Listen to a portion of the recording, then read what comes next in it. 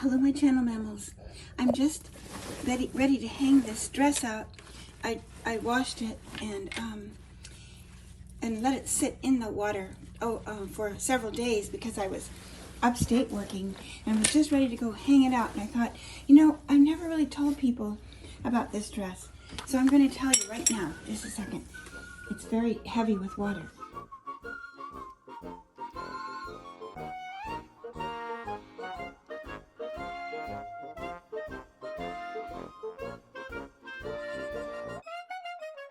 So this is a dress that you've probably seen me wear many, many times, but I just,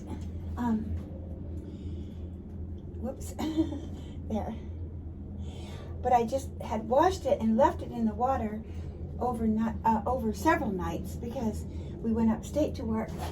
And it's a dress like many of my clothes that I got when we were working in Florence. So this, you see, this is from Austria, but they would come down, these two men would come down out of the mountains every Saturday for the market in Florence and sell beautiful Austrian clothes that they found, probably at secondhand shops there. But people compliment me on this dress. I wear it all the time. It's so rugged. It can take anything. But I wanted to show it to you because people compliment me because I think of the colors at the bottom of it. But those are because of a problem that happened. I spilt bleach on it. See the bleach underneath? Well, that's right where I had to fold it to hide the bleach. And there are lots of other parts of bleach that are covered by the ribbon. And you see this tuck right here? You can see just a tiny little piece of speck here. There's a little speck of bleach right there. You can see the rest of the bleach on the underside of the tuck, you see? So because of the tuck, you barely see it. And again, there's ribbon covering other places where the bleach had splattered.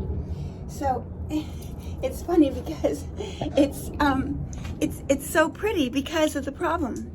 And I think that that's what is amazing about having to want to save things, because sometimes they turn out to be better than they ever were before.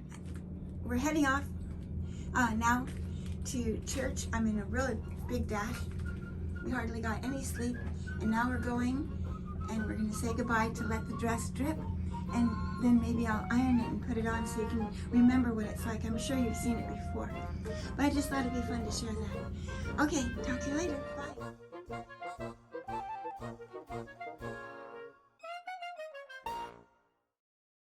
Hey, I thought I heard you over there. Hi. I was waiting for you to come. I'm looking for a hymn that I haven't sung. I have so many favorite hymns, but sometimes I'll maybe sing a favorite hymn several times. So I'm trying to think of one that you might not have heard. But anyway, that's another subject.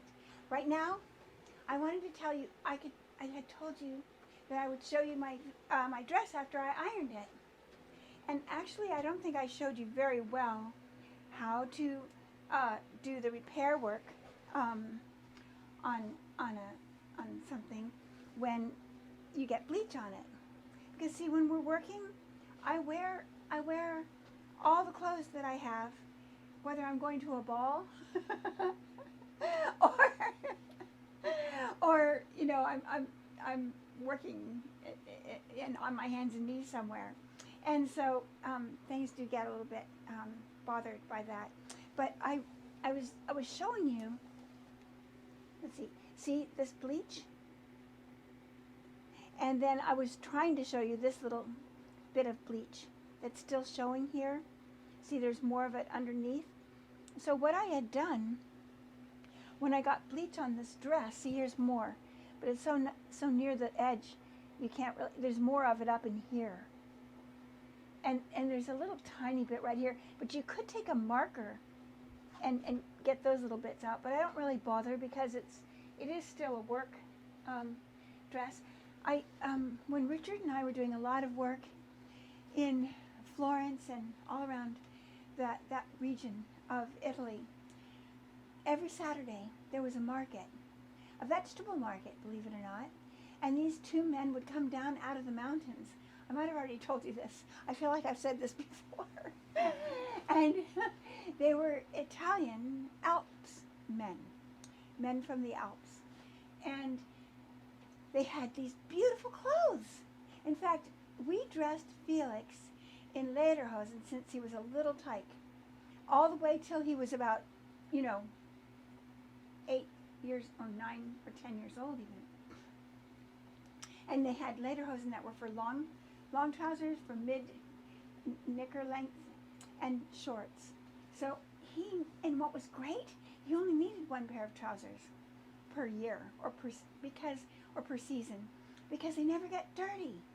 The leather is so rough that if he's out scooching around in the dust or climbing a tree or rolling in the grass, it never seems to harm the leather. It's so hard and rugged. And I used to find dresses every single time, and nobody else seemed to buy them. So I would end up with these dresses. Well, anyway, this was a very austere, proper Austrian dress, with these are made of the bones of antlers.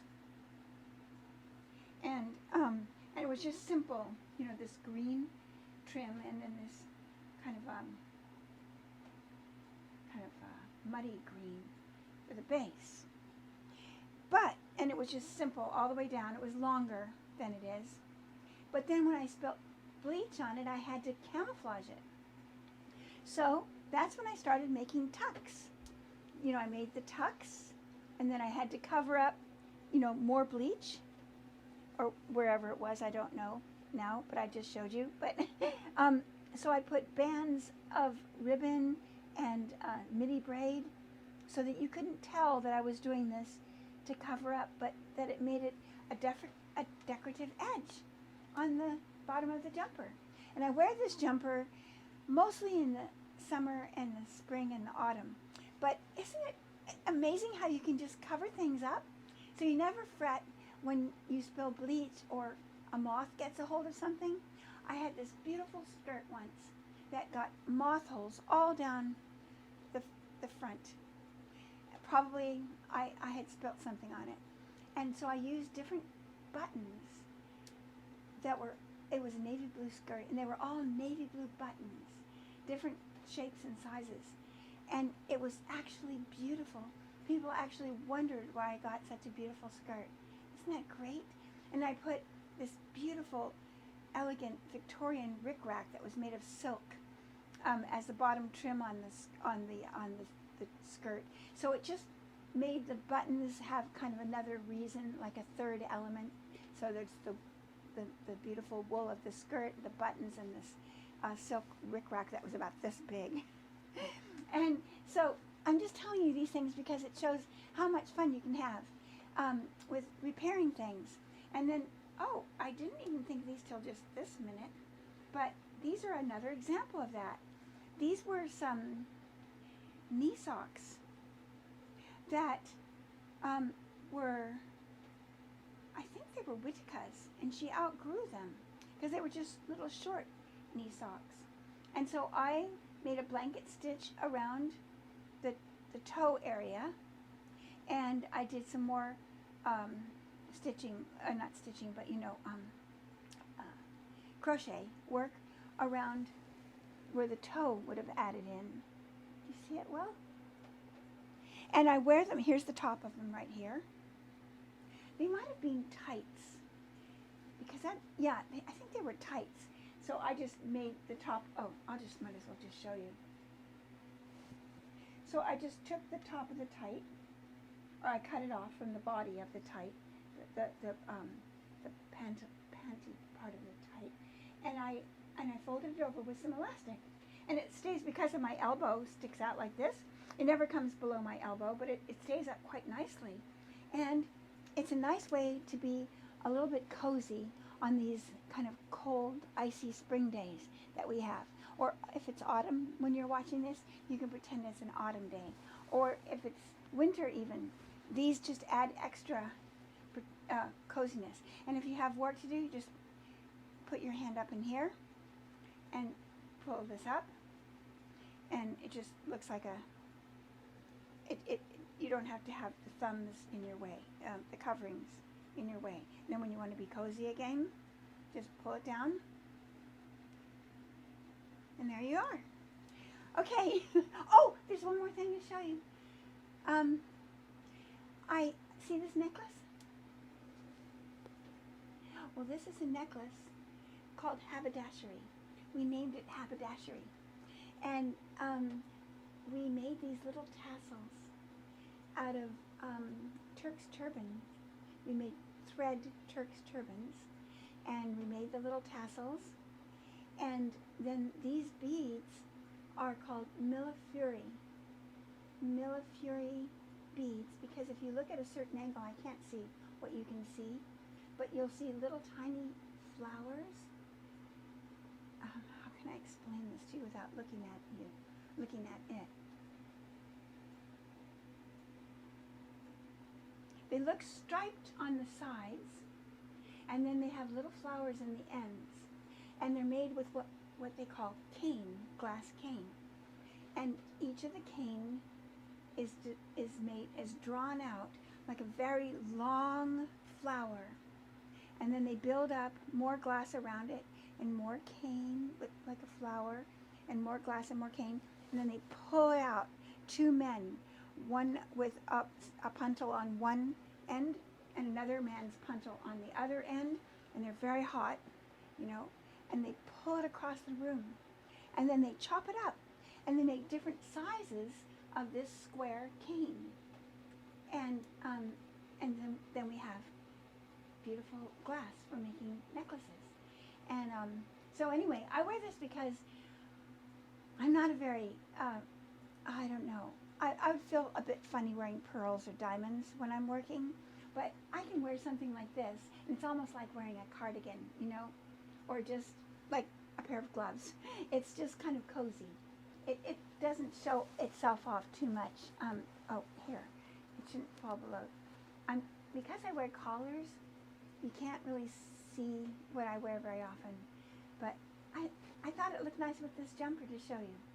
Okay, my friends, my channel mammals, I'm so glad I saw you, and I'm so glad I get to finish that video where I washed my jumper and ironed it and showed you how it looks in real life. Thank you. I'll see you again soon.